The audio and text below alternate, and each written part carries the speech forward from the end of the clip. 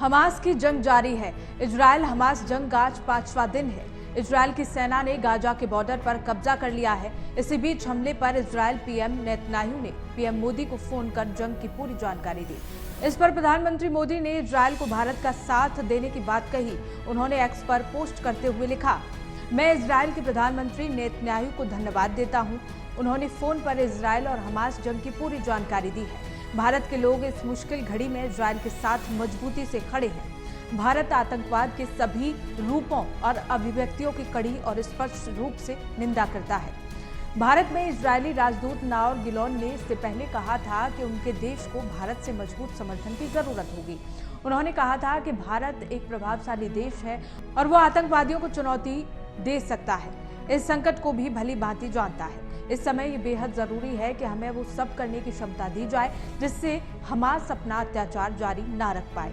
साथ ही कहा था कि भारत ने भारी समर्थन दिया है। हम उम्मीद करते हैं कि दुनिया के सभी देश सैकड़ों इजरायली नागरिकों को, महिलाओं को, पुरुषों को, बुजुर्गों और बच्चों की अकारण हत्या और अपहरण की निंदा करेंगे।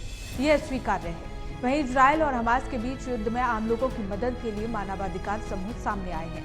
कई तरह की परेशानियों का सामना कर रहे हैं। इजरायल ने गाजा में हमले तेज कर दिए हैं। पिछले 4 दिन से जारी इस युद्ध में कम से कम 1600 लोगों की मौत हो चुकी है।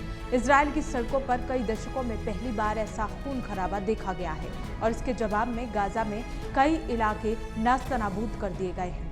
हमास ने कहकर तनाव और बढ़ा दिया है कि अगर बिना पूर्व चेतावनी के नागरिकों को निशाना बनाकर हमले किए जाते हैं तो वो बंधक बनाए गए इजरायलियों को मौत के घाट उतार देगा। इजरायली सेना ने देश के दक्षिणी हिस्से में ज्यादातर जगहों पर फिर से नियंत्रण कर लेने का दावा करते हुए कहा कि हमास के करीब 1500 आतंकवादियों के शव इजरायली क्षेत्र में पाए गए हैं। इजरायल ने यह भी कहा कि हमास और गाजा में अन्य आतंकवादी समूह ने हमले के बाद उसके 150 से ज्यादा सैनिकों और नागरिकों को बंधक बना लिया।